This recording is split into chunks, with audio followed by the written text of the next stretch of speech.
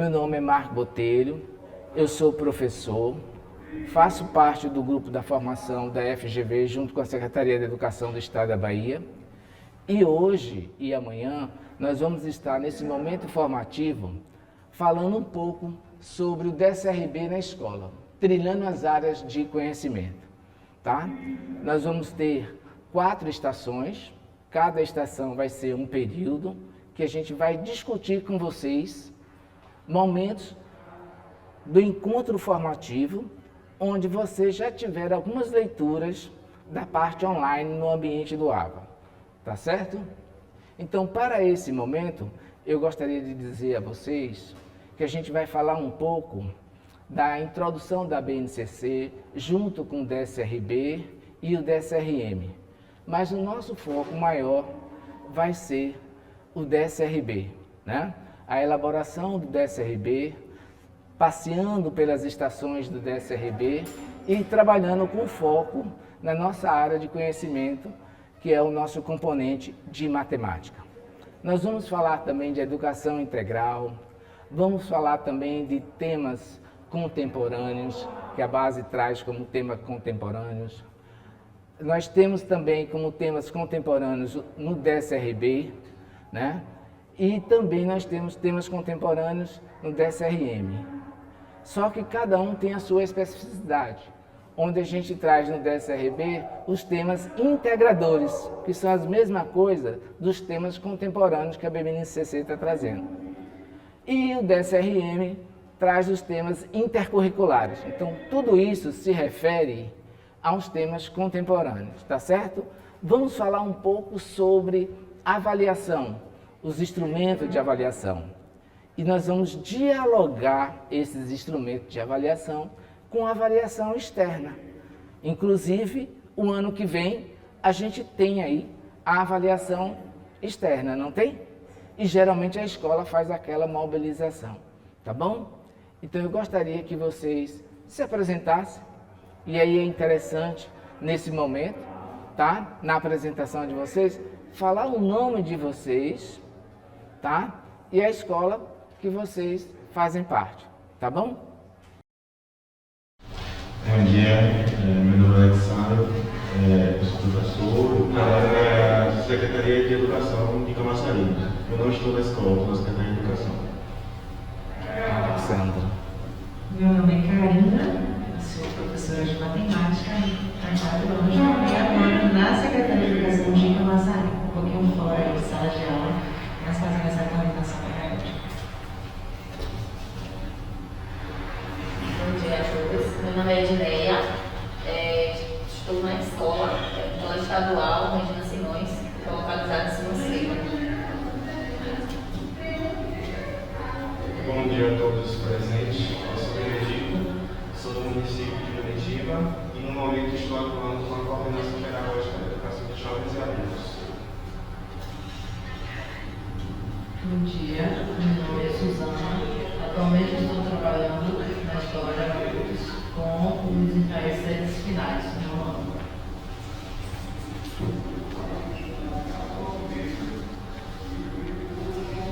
Bom dia, gente. Meu nome é Anete. Eu atuo na escola Edson Freire, na Itaparica, e trabalho com os anos finais, área de matemática. Gente, que bom, tá? Então a gente vai agora aproveitar e entrar nesse trem que está passando aqui, porque a gente vai parar em algumas estações, tá certo? Eu vou colocar para vocês a dinâmica do dia nosso. Então a gente vai ter a nossa primeira estação, vai ser o acolhimento, promovendo interações. E de que forma que a gente vai promover interação? A gente já acredita, com a BNCC, trazendo o foco nas habilidades e competência, a nossa aula tem que ter uma intencionalidade. Então, se a gente hoje tem a BNCC como foco para a escrita dos DSRB, que são os currículos referenciais do Estado da Bahia, e do DSRM dos municípios, a pergunta que eu faço para vocês, e que muitas vezes não vai precisar ter uma resposta, tá bom?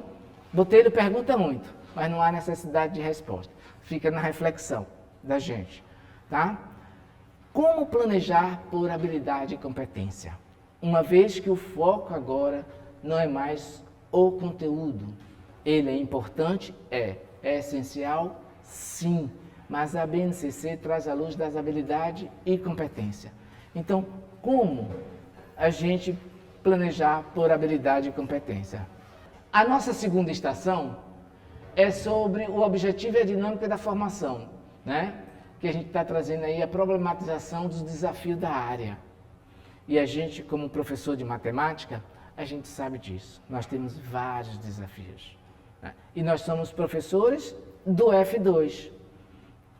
Recentemente, nós estamos agora, né, em um desafio muito grande, que é receber esses alunos, que foi recentemente também de 2 anos de pandemia, que não tiveram aulas presenciais, as aulas foram remotas ou online, mas nem toda escola, nem todo município, talvez, tiveram essa estrutura. Foi pego, inclusive, de surpresa, né? Não é isso mesmo? E o que é que acontece na maioria das vezes? Nós que estamos na sala de aula hoje no F2, quem são nossos alunos do 6º ano? São alunos que estavam há 2 anos atrás no 3º ano, fechando o ciclo do 3º ano. Como alinhar agora, né, essa defasagem de aprendizagem, que a gente sabe que só em 2022 não vai ser suficiente. Já tem alguns estudos feitos que a gente vai demorar muito mais tempo, né? Mas para nós professores fica aquela sensação, como fazer? Porque como professores do F2, a maioria são especialistas. Não fizemos pedagogia, não é verdade? Então a gente também tem uma certa dificuldade para trabalhar a questão da alfabetização. E a gente vai tentar discutir um pouco sobre esse momento importante, né? De como conduzir, né, o 6º ano, quem são esses alunos do 7º ano, do 8º ano principalmente. Paramos um pouco para pensar. Alguém dá aula aqui no 8º ano? Já imaginou que esse menino do 8º ano, esse ano, ele não conhecia a sua escola do F2? Porque a maioria do F2, da escola do F2, não tinha os anos iniciais. E nos anos iniciais ele estava acostumado com uma professora sozinha, não era assim? E aí, de repente, ele passa 2 anos assistindo a aula virtual online e ele conhece vários coleguinhas, vários professores. Ele diz, poxa, eu só tinha um e agora eu tenho vários. E ele retorna para uma outra escola, em uma outra estrutura, não é verdade? E agora ele não tem mais uma professora. Ele tem aí várias professoras, porque ele tem várias disciplinas em momentos diferentes.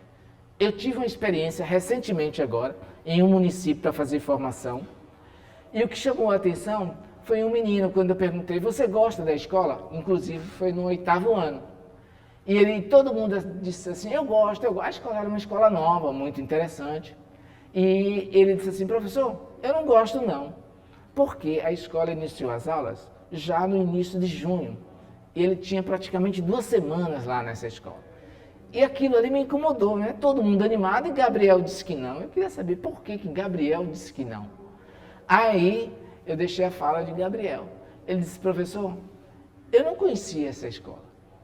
Minha escola era uma outra escola, eu tinha uma professora só. A minha professora de matemática, eu fui descobrir que ela é agora do meu tamanho. É porque a professora de matemática dele era muito baixinha, entendeu? E para ele foi uma surpresa. Agora, imagine, né, como esse aluno pensava sobre a escola. E muitas vezes, quando a gente entra com a nossa carga horária, a gente só tem 20 horas? Ah, quem diria ter só 20 horas, né? Na maioria a gente tem 40, tem 60, quantas turmas a gente tem? Então fica difícil, não é isso? A gente vai discutir um pouco sobre isso, porque talvez isso aqui, para a nossa área de matemática, chama muito a atenção. Porque é um ponto em comum que a gente diz assim, gente, todo mundo que está aqui tem um perfil e gosta da área de matemática. Mas quando a gente está na sala de aula, nem todo mundo é da área de exatas. Não é verdade? Nossos alunos, tem gente que gosta mais da área de linguagem, da área de ciências humanas, ciências da natureza, do que matemática. Tanto que nós, professores, a gente nem pergunta, né? Para todo mundo não precisar levantar a mão. que a gente já sabe que é uma turma pequena, mas como fazer isso, né, de uma forma prazerosa. E a BNCC, o DSRB, o novo currículo que está posto, né, está trazendo algumas orientações para que a gente possa despertar o nosso aluno esse incentivo, esse desejo de aprender matemática, tá certo? Até porque a gente está falando de um aluno protagonista. Então, como a gente pensar uma aula diferente? Então, o nosso desafio é como planejar por habilidade e competência, tá certo? E a terceira estação, que é uma educação escolar no território. O que diz os indicadores do município?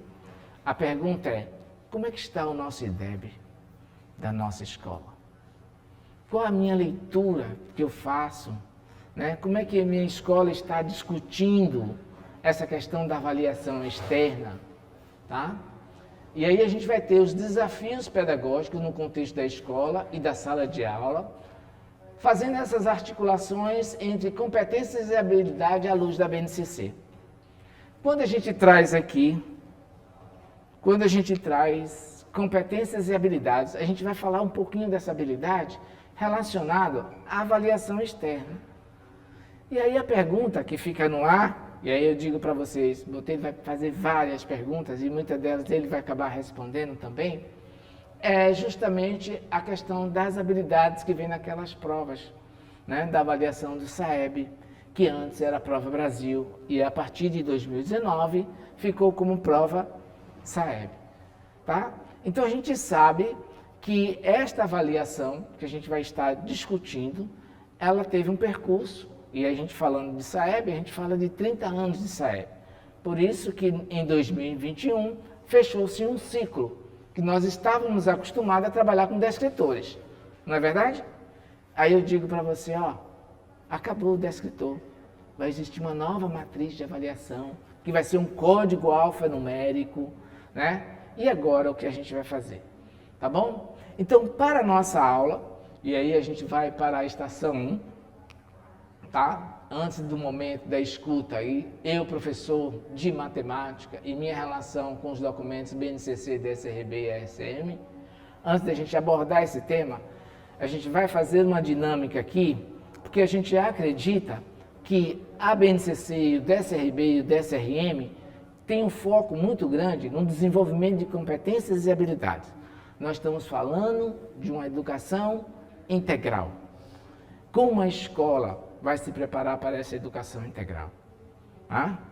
Porque a gente tem que ter uma intencionalidade.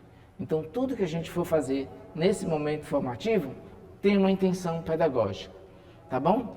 Inclusive, para a gente repensar a nossa aula, né? A gente faz uma aula e a gente coloca lá nosso objetivo.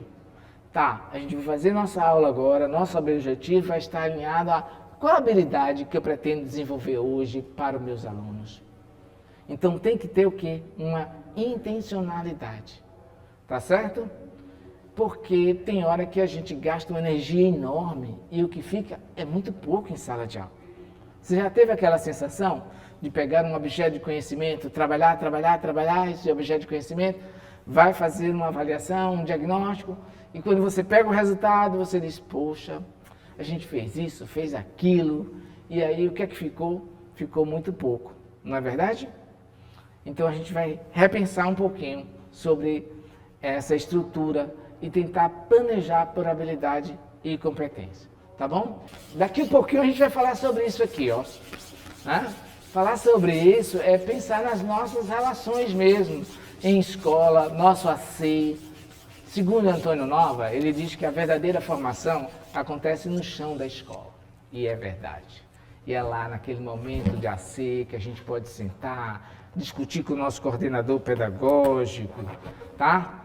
A gente só não vai falar e pedir muito ao nosso coordenador pedagógico, porque ele nos orienta sobre a nossa área de conhecimento, sobre o objeto, sobre o conteúdo. Né? Ele, como coordenador, ele entende de metodologia, de estratégias. Então, é esse momento que a gente vai estar discutindo. Tá bom? A gente vai levantar um pouquinho. Por quê? O que é que eu vou pedir para vocês? Para vocês levantarem. Lembra que eu falei com vocês? Que a nossa formação hoje tem uma intencionalidade? E a gente já vai começar a pensar no desenvolvimento de habilidade. Tá bom? A gente vai pegar essa bola. Vamos começar primeiro com a mão direita. Vocês vão tentar equilibrar essa bola com a mão direita. Aí daqui a pouco eu vou mandar o comando para vocês, tá bom? E a gente vai passear nessa área aqui, tá? Para frente, para trás. Agora, quando o botelho disser assim, à direita, aí você vai e se desloca à direita. À esquerda, você se desloca à esquerda. Agora, quando o botelho disser, olha, vamos trocar de mão, aí se você está com a bola com a mão direita, você vai agora tentar controlar a bola com a mão esquerda. A bola não pode cair, tá certo? Vai ter um momento que a gente vai trocar de bola. A gente não vai ficar com a nossa bola, a gente vai pegar a bola do outro. Por que que isso é importante? Porque numa bola dessa tem um prêmio que é um carro 0 km, tá aí dentro, né? E depois a gente segura essa bola, tá legal? Então a gente vai caminhar na diagonal, e aí você, se tiver aqui, eu posso dizer, olha, vamos caminhar na diagonal. Então eu vou pensar, poxa, já estou aqui, limitado, minha diagonal vai ser aonde, tá? Então observa bem, porque quando a gente está dirigindo, né? E eu não quero falar com certas pessoas que eu vou abraçar, e a gente diz assim, vai para a direita. Aí pergunta, é para cá ou para lá? Né?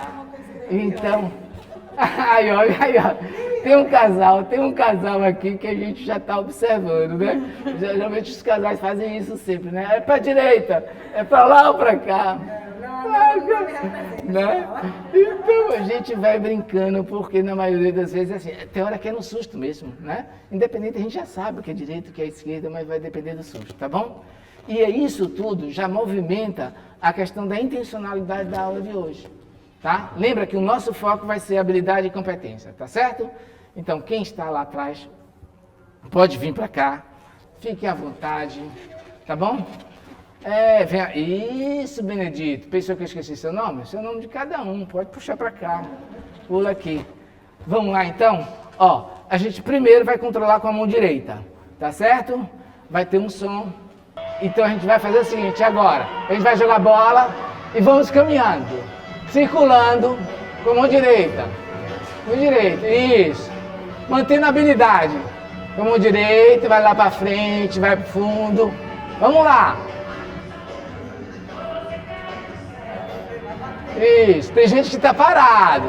Tem gente que vai estar parado. Tem gente que está parado. Mão esquerda.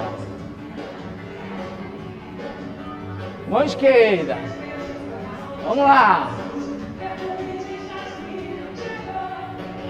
Aumente o som. Diagonal. Vamos caminhar na diagonal.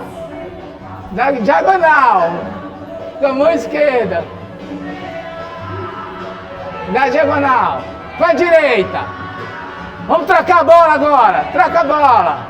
Troca a bola. Não pode deixar cair. Não pode deixar cair. Não pode deixar cair. Troca a bola. Troca a bola. Troca a bola. Bora, DJ. Aumenta o som. Trocando a bola. Trocando a bola. Pega a bola. Pega a bola. Aê. Aê. Segura a bola. Segura a bola. Taca na bola do outro. Pronto. Segura. Estoura. Estoura para pegar o prêmio.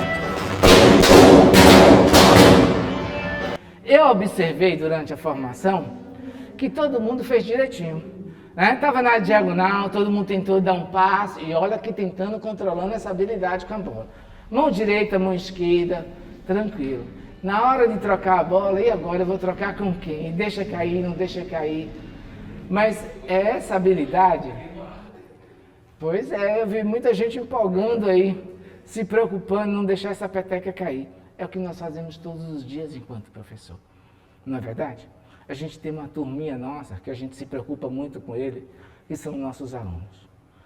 A gente está falando de sonho, de expectativa, né? E a gente está observando que os nossos alunos, cada vez mais, né, está um pouco distante esse sonho, que a gente tanto fala em sala de aula, né? Você pretende ser o quê? Né? E muitos deles ficam olhando e não respondem para a gente. Então, nesse momento, traz uma reflexão, onde a gente vai poder agora ouvir um pouquinho, fica à vontade, viu as meninas? Obrigado. Tá bom? Para trazer esse momento de escuta. eu vou ouvir de vocês vão ter um momento para a gente parar um pouquinho para pensar sobre esse momento de escuta. Eu, professor ou professora de matemática, e minha relação com os documentos BNCC, DSRB e SRM. Né? Quais são as minhas leituras? Como a minha escola está discutindo isso, né? Nos momentos de AC? Né? Enquanto professor de matemática, qual é a nossa participação? Tá bom? Eu vou pegar o microfone, porque vocês vão precisar falar no microfone, mas não precisa todo mundo levantar a mão. Eu sabia, Benedito já fez uma... Eu sabia que o Benedito já fez... Fique à vontade, Benedito. Olha, você vai pensar um pouquinho sobre o momento de escuta, né, aqui entre a gente. Né? Qual é a sua relação com os documentos BNCC, DSRB, DSRM? Quando estava para ser aprovada a BNCC, houve alguma participação, uma mobilização? A escola trouxe uma discussão sobre a BNCC? Como é que está essa leitura lá no seu universo, na sua escola, sobre esses 3 documentos? Agradecer à Secretaria Estadual da Educação e a todos os envolvidos por nos proporcionar um momento ímpar como este, né, de formação continuada. E assim, eu acredito que a DSRB é um documento de fundamental importância.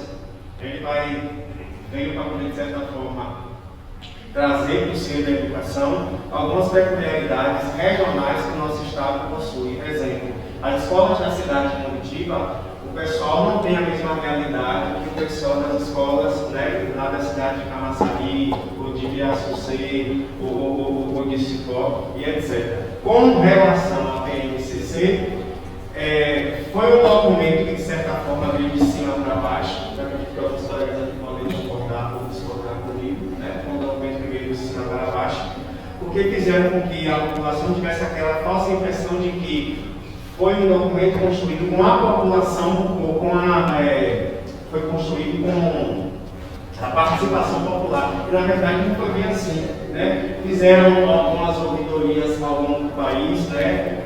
Muita contribuição, muita participação, só que na concepção do da BNCC, a gente percebe que muitas daquelas nossas ideias, principalmente da gente aqui do Nordeste, não foram postas nesse documento. E eu fico assim um pouco sentido, porque eu já trabalho na educação de jovens e adultos há 26 anos. E a BNCC simplesmente deixou a EJA de fora. Simplesmente deixou de fora. Tipo, olha, vocês não existem para a gente. Entendeu? Não deu essa oportunidade. E assim, em pequenos momentos como este de formação, é que a gente tem a oportunidade de poder, de certa forma, estar fazendo essa discreta relação entre a BNCC e a educação de jovens e adultos. Então foi um documento que assim, acredito que veio de cima para baixo, né, e acabou deixando a educação de jovens e adultos. Né, eu falo com propriedade porque eu já atuo há exatos 26 anos, então é o meu chão, é o meu pano de fundo. Okay? Então, Benedito, deixa eu dizer, não são só 26 anos. Isso que é legal, né? Ele fala assim, eu já atuo 26 anos. Mas, se eu perguntar para você qual é o nome da sua professora de alfabetização, pare um pouquinho para pensar, não precisa dizer agora, mas pare para pensar. Qual é o nome dela? Então, eu vou pegar seus 26 anos e vou somar mais, no mínimo aí, 10 anos ou 11 anos de escola, que você está dentro de uma escola, né? Isso significa que já vai lá para 37 anos. Então, olha o tempo que a gente está em sala de aula. Porque teve gente que, ao terminar o ensino médio, aproveitou e ingressou logo na sala de aula.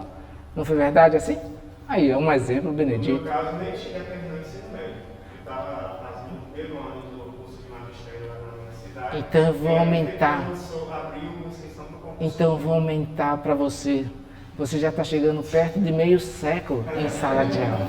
Já está chegando aos 40 anos nessa estrutura que a gente está falando de sala de aula. Tá bom? Quem mais então? Vou pegar aqui um pouco, né, da fala do colega comentando da DSRB, que foi algo que veio lá de cima, é verdade, como posso da BNCC. E nas escolas, pelo menos algumas, né, que eu trabalhei, se percebe isso, tipo, poderia se discutir mais, né, nos A6, um momento e não tem a gente não tem, né, esse apoio, parece que algo que chegou assim, pá, tipo, a gente recebeu nos caixas dos peitos. Então, pra mim, hoje, eu vejo como dessa forma, entendeu? Tipo, Sim. às vezes hoje se discute nota, sabe, da disciplina, tipo, coisas que, né, tem coisas aí que dá pra gente, né, e se focam no tipo do ensino médio, né, a preocupação de carga horária. Os professores vão ficar excedentes, tem que fazer isso, tem que fazer então. Porque, bem dizer, você tem que ver, né, como se algo de ruim, né, então acho que fica essa sensação. Então acho que, né, começa lá da coordenação, tem que se repensar a questão aí, né, da BNCC. Entrega aí seu melhor amigo. Ou amiga. Fica à vontade. Voltou para Benedito vai... Só pegando a fala da colega, quando ela colocou falando sobre a atividade complementar PAC, assim, não sendo no município de vocês, mas lá no meu município eu recebo o equivalente, acho que é 10%. 10% pelo fato de estar na sala de aula, entendeu? Esses 10% correspondem àquela remuneração para as atividades que a gente prepara a aula e coisa e tal. Só que, em algumas situações, a gente percebe que essas atividades não acontecem nessas reuniões de AC. Se discute tudo nas reuniões de AC, menos sobre o pedagógico. Tinha escolas que estavam mais preocupadas em levar questões burocráticas, porque a secretaria pediu isso, a coordenadora pediu aquilo, e levando essas reuniões, mas não discutia a essência do pedagógico da escola. Falar sobre metodologia, falar sobre estratégia, sobre sequência didática, trilha de conhecimento. Pegar o texto de Paulo Freire, levar para a reunião de AC, fornecer para os professores com antecedência, entendeu? E aí levar para essa reunião de AC e lá discutir. Fazer uma correlação entre as teorias de Paulo Freire, a teoria de Paulo Freire e o chão da escola, da EJA. Não acontecer esse tipo de situação, que deixa muito a desejar. Pode passar para um... Isso.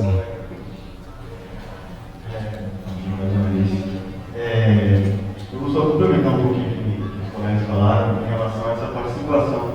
Eu tenho pouco tempo na secretaria, para mim é tudo muito novo, mas como eu estou na secretaria, eu vejo alguns movimentos. E um dos movimentos que eu vejo é parecido com esse, quando o senhor fala assim, que tinham 53 inscritos e só vieram essa quantidade que está aqui. Às vezes a gente também tem a oportunidade de estar aqui para participar e não faz. A gente percebe muito isso lá em Camaçari, onde a gente tem as formações, que é a nível de secretaria, onde a gente precisa da participação dos nossos colegas que estão no chão e eles não participam. E também, às vezes falam assim, que a secretaria é que decide que veio, mas quando a gente chama, que quer participação, tem pouca adesão. Eu acho que isso também é ruim.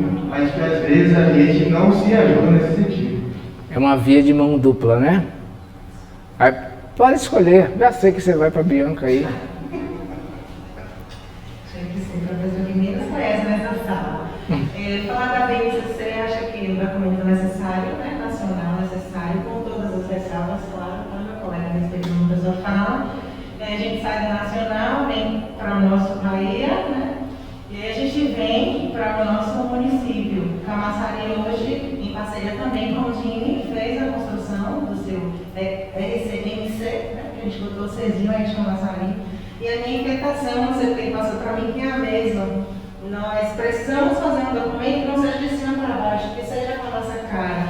E ficar com quem é só da secretaria não representa o que está acontecendo na sala de aula, Mas para mim são todos eles muito importantes.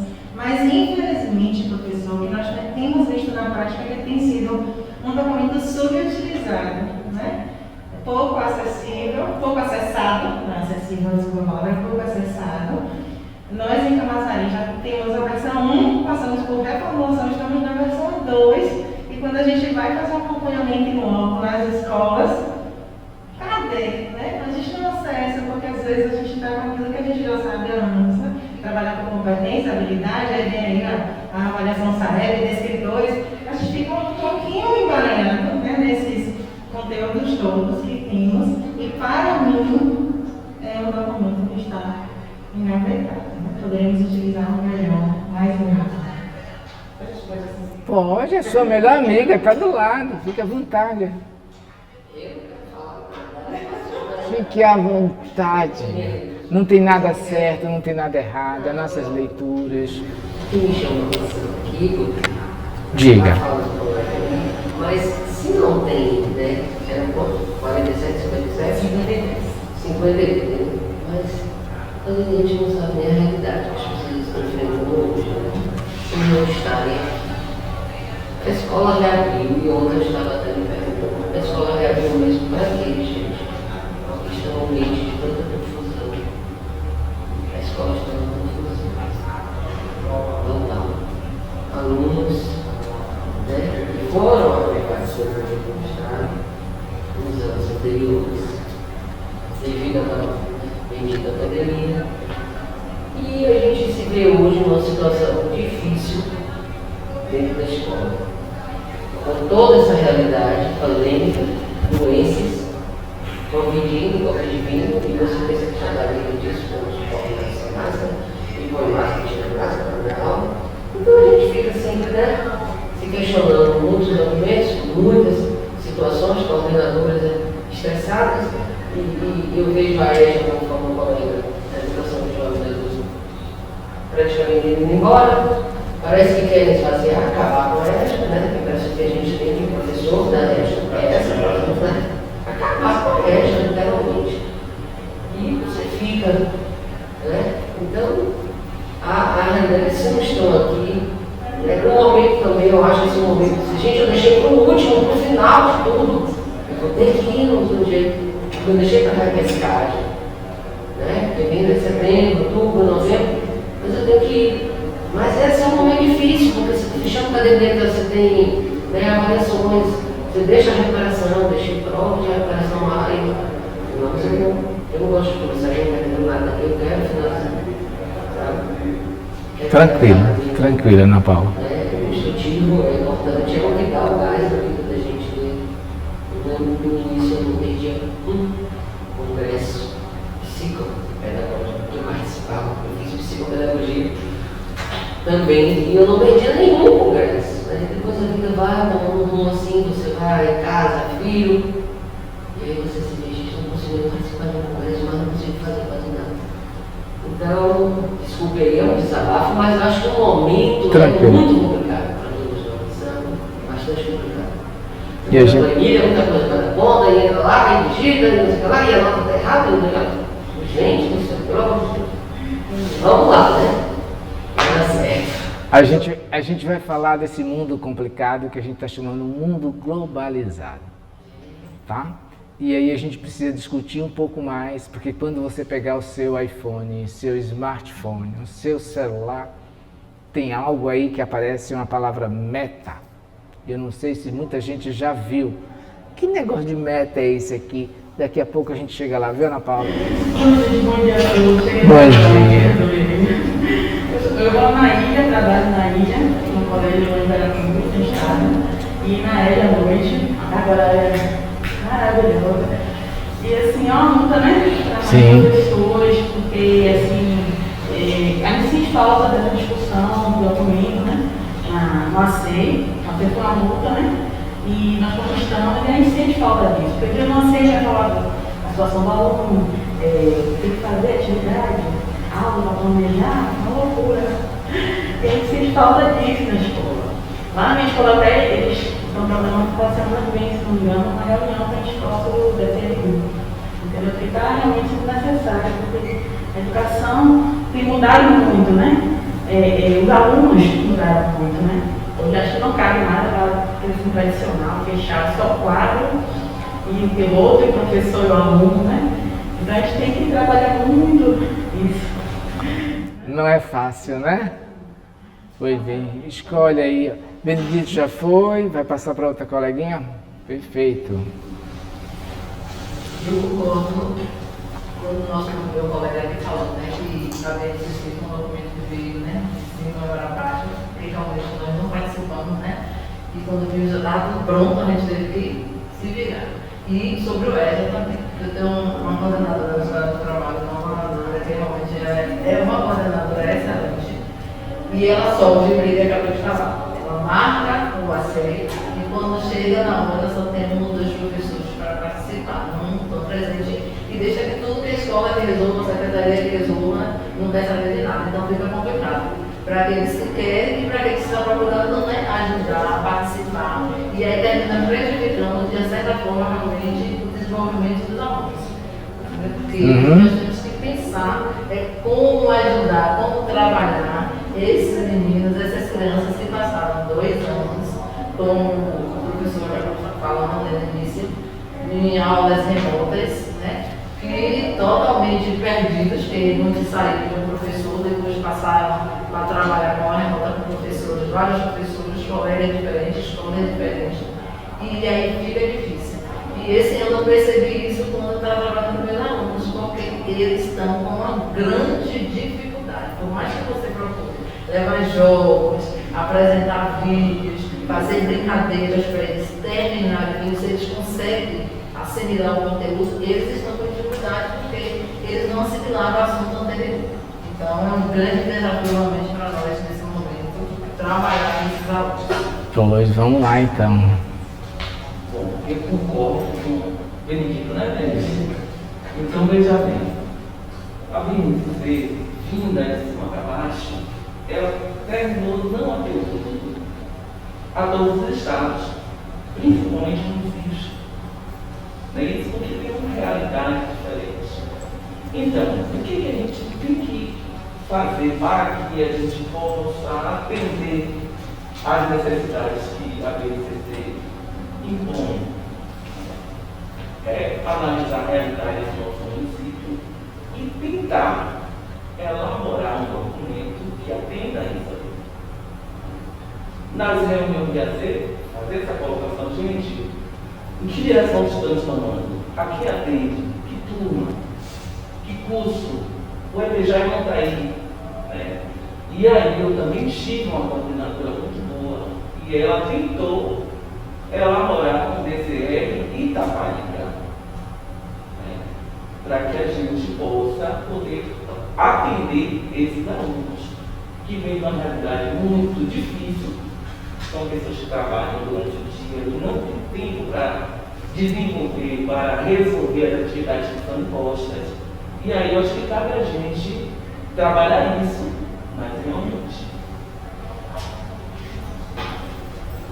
Benedito, quer falar mais? Só voltando para falar do colega aqui quando citou a questão da formação, é assim, ó, lidar com a formação continuada de professor é algo complicado. Acredito aqui que cada um, no seu órgão, em seu município, por esse ou por aquele momento, já passou por algum perrengue relacionado à sua formação. Ou sofreu perseguição no momento que estava fazendo um curso de graduação, ou um curso de especialização, quiçá um curso de mestrado. Aí o colega, o senhor tinha falado anteriormente que tinha uma lista com 53 participantes. E contamos aqui com exatos 8, né? 8, nós com o colega que saiu que vai retornar à tarde. Aí se for fazer uma pesquisa, cada um desses 45 que não estão presentes, cada um vai ter um motivo porque não pôde se fazer presente. E dentro desses motivos a gente vai ter município que não forneceu, não liberou, município que não forneceu o transporte, uma série de fatores. Aí você percebe que a quem interessa ter um professor que não participe, né, não procure, não vá atrás da sua formação continuada. E a formação inicial todos temos, né, seja ela com base no ensino médio, quem tem só magistério, ou com a graduação. Mas quem quer correr atrás de algo mais, uma especialização no mestrado, de um doutorado, sofre. Infelizmente, essa é uma triste realidade.